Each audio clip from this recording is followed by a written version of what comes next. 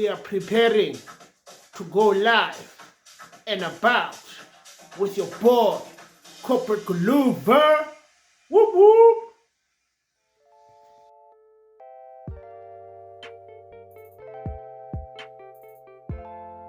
Hola bafethu, hola Guluva gazi bafethu. Welcome back to the Corporate Guluva YouTube channel, hosted by yours truly, Umahlatsi. Mawugcwala ngayo ngambiza u7 shilling. Mawungagcwali ngayo ye ngambiza ngo6 Mayiba uyamuthanda ngambiza umuntu na. But it's fine. We are not there. I don't know. We'll figure out the intro. But you are now joining me in another heartwarming episode of We Are Cooked. And shout out to my boy Fortune. He said that name should stay. And I was just like, my boy, that is so valid. That is so valid because I can say so much about how much we are cooked. As a country, as a people, as a nation, I can say how much we are cooked. Perfect. One of the first few things I'm going to start off this video by saying is that whatever I said about that national dialogue, about how much you should believe in it, yeah, scrap that. I was clearly high on drugs or something. I don't know. I had some form of misplaced trust in the African National Congress to actually do the right thing. But Maqabane Tambo. Nah, guys, let's go back to the drawing board, folks. Let us go back to the drawing board because, damn, what a shit show, bruh. And you guys want 700 million for that thing. Yeah, I get it. They were like, no, today was just a convention. And in this convention, it's like a FIFA World Cup when it has an opening match. That means the damn tournament has started. That's what it means. That's what the opening match means. And, 700 million. Okay, let me insert that clip where she actually says that it's an actually opening match. Go see that. So you don't come back here and say I'm lying. Come on, let's go. 3, 2, 1, go. Today is the opening and the launch of the national dialogue. Today is not the national dialogue. Convention, Nayazi World Cup. The World Cup has football games happening across the country. The opening match happens in one place. We are at the opening match. Yep, that's what she said.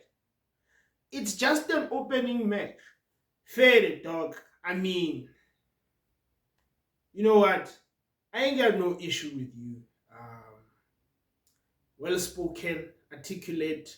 You had to lead the program that you were given. There's nothing I can say to that. Can't speak to that.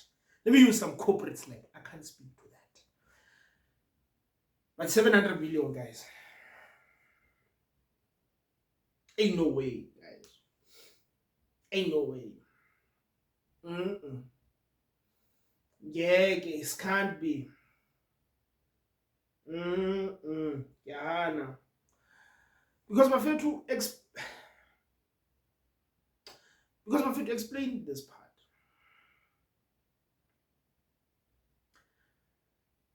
The way we are so cooked, and that why this video does not even have a specific title for it, is that my friend was screwed there by corporate, guys.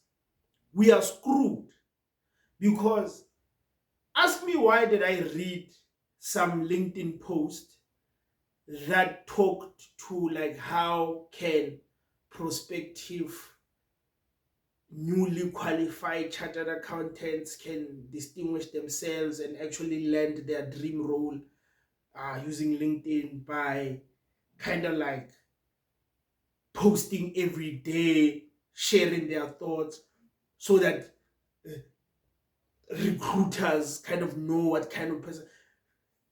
It's giving influencer. Like there's no way. Like it's It's Corporate Guluva on LinkedIn.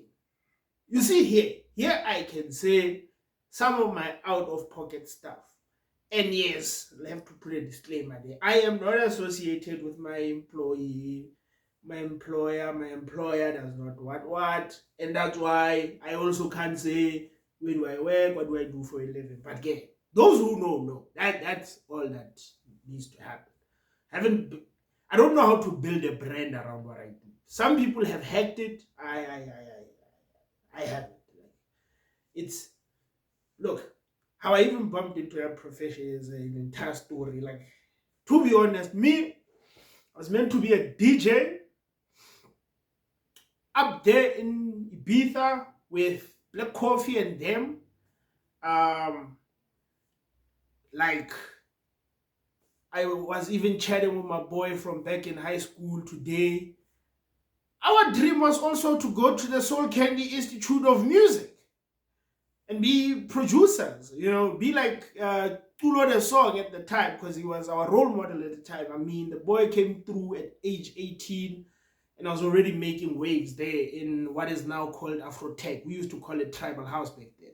But yeah, let me get back on issue and be on brand once again. Well, cool. These guys want 700 million to go discuss the issues of the country and whatnot. Quite frankly, initially when I was in support of this, I needed a new promise to be made by this government. Not the ANC, listen to me carefully, their government. Because when shit goes down and shit pops about what promises the government has made, we don't tell them about manifestos. We tell them about the national dialogue, a framework that will create a socially binding contract between the state and the citizens. Yeah, boy. That way we know it's okay. We have our form of, I guess, people said we shouldn't make this example, but like the closest thing that comes to mind, sorry guys, sorry you analysts and very educated people, but the closest thing that comes to mind is that we need our own version of CODESA, right? Because the CODESA of Mandela and them has worked out for our parents. A granny or someone that has an RDP that goes to the clinic and collects medication. Someone that collects social credit. But us, what are our promises? What is the government promising us, right? Because we also can't fault them. They promise us jobs. Quite frankly, my limited understanding of economics and macroeconomics is that it's not the government's job to promise us jobs. Them damn companies should hire us. That's the fucking thing that should happen. But yeah, they will tell you that no, the government must create a conducive environment for us to be able to make investment and hire you guys. Fair. I mean, they did hold the country ransom at some point because they didn't like the president at the time. And then they said that this guy is our guy. If you guys put him on, we're going to take care of everything. We're going to stand on business. We're going to invest. We're going to hire young people. We're going to eradicate unemployment. And we believe them, but it's fine. So now, these are issues that we must unpack in that national dialogue. Right? But now I'm starting to see the wisdom of President Mbeki when he says, guys, because I don't think we are going to the same place. I don't think we have figured it out yet as to how this thing should be led by the citizens. Because I had my reservations. Because firstly, why are the headquarters in Rosebank? Let's start there. Because that's where the NEDLAC offices are. For those that don't know, the NEDLAC offices are in Rosebank. What dialoguing is necessary there in Rosebank? Rosebank is fine, guys. Have you seen Tembisa? Have you seen Alexandra? Huh?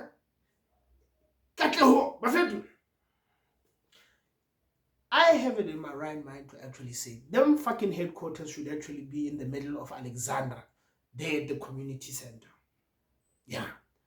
So that when Siako Lisi and those eminent people go and speak there and say what the people want, they actually know No, this is how it feels like to wake up in Alexandra and be in Alexandra the whole day.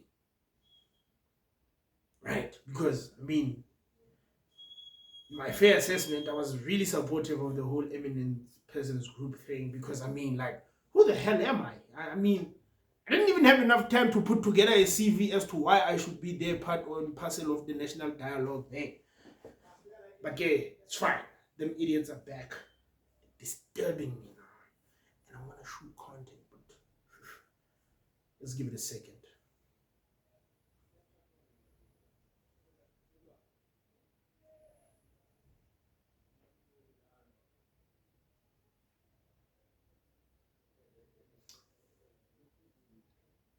This is why a standalone house is a necessity. But with what money? Because we are cooked. But anyway, the whole eminent peasants thing, I understood it from the perspective of like, look, who are they going to put on to say that, look, these are going to be the champions of the national dialogue, right? Except for the foundations that we're going to be part and parcel of driving that agenda of like the national dialogue and how it's going to work and whatnot. I thought like, look, man, yeah, we need a Siyakolisi to be a champion of this because maybe the sporting fraternity can be sold and have buy-in into the process so that they understand the importance of this, you know. The educational activists, the Lindiwe Mazibugos of this world, they are there, man, you know. These are people that in certain spaces when they speak, they get listened to, even though we don't listen to them, right? That's how I viewed it. But damn, I saw day one, guys.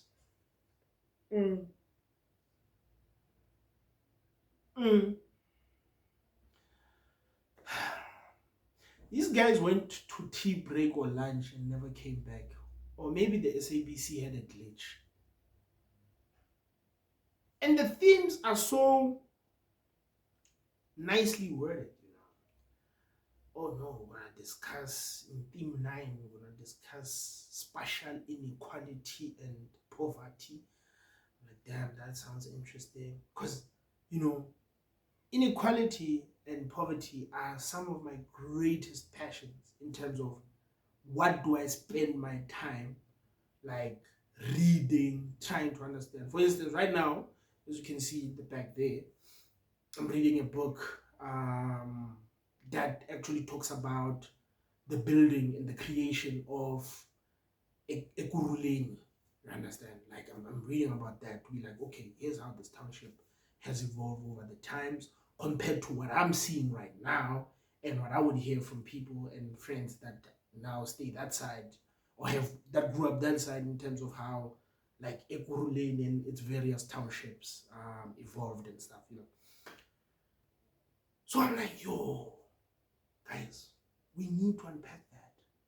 We need to talk about the spatial, you know, inequality and poverty because like this speaks to why we have Sandton being divided by just a mere highway in Alexandra. You understand?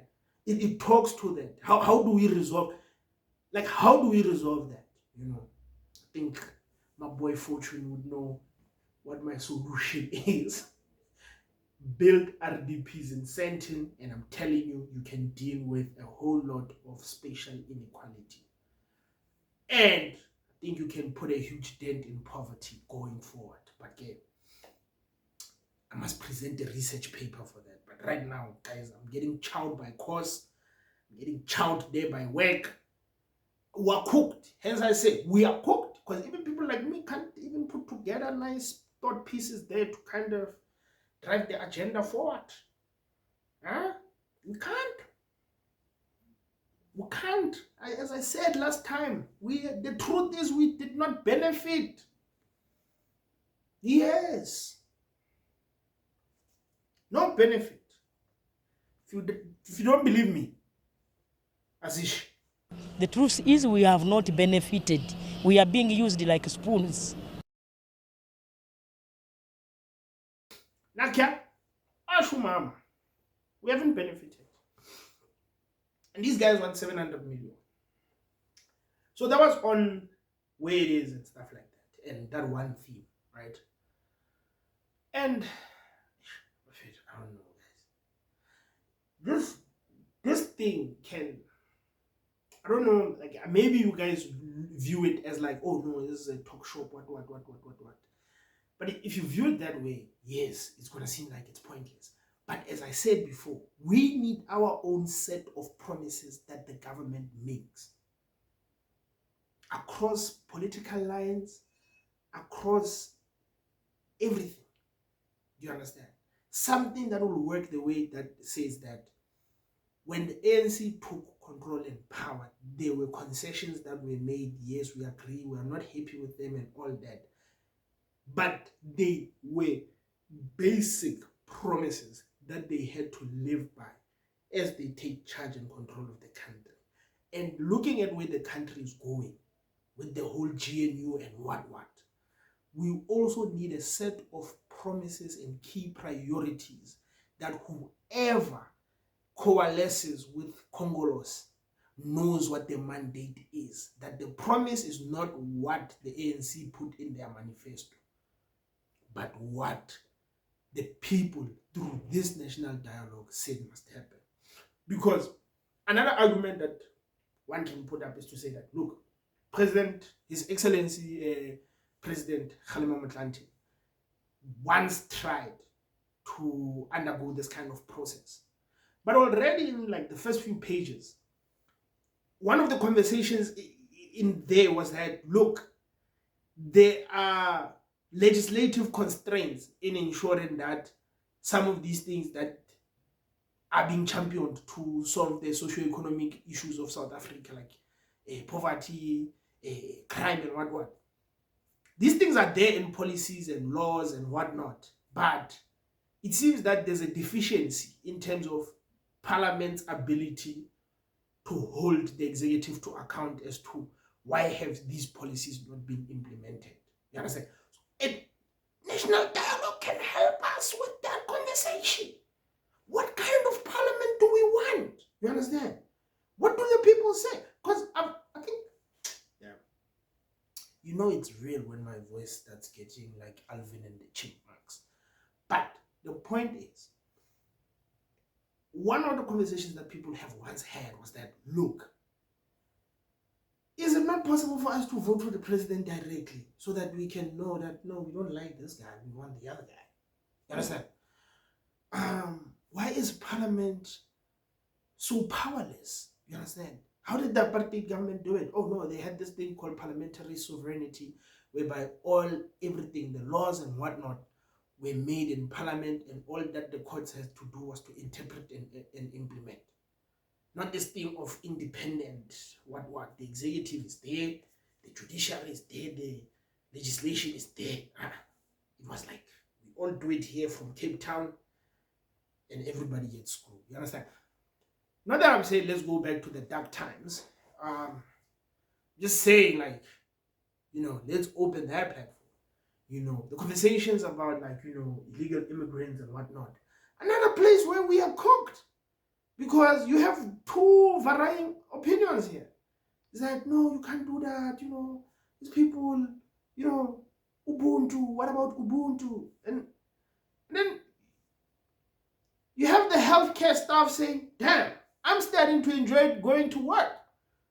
Because now I'm seeing a whole lot less people a day.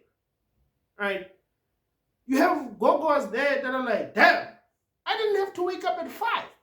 Which is like a big problem as well. This is a country whereby grandmas and grandpas have to, at 5, bruh, just to go get like 3 packets of pills, bruh. Like, you must be there at 5 and only come back at around 3.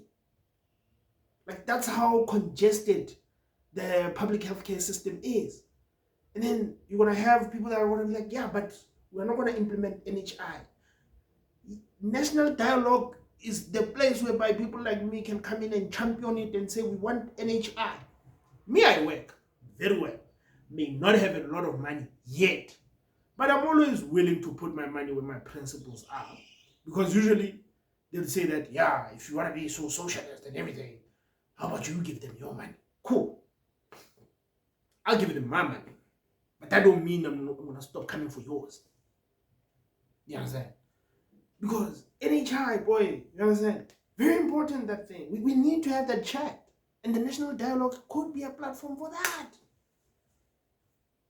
But not for 700 million. No. Pakamisu 7. Oh, cool. Nah, dog. Nah, bruh. Oh, damn. Even forgot that Mzongongo was playing in the background. Damn. I need to wrap up this video and go listen to Mzongongo. But no, 700 meter. Let's kill it right now. Let's kill it right now.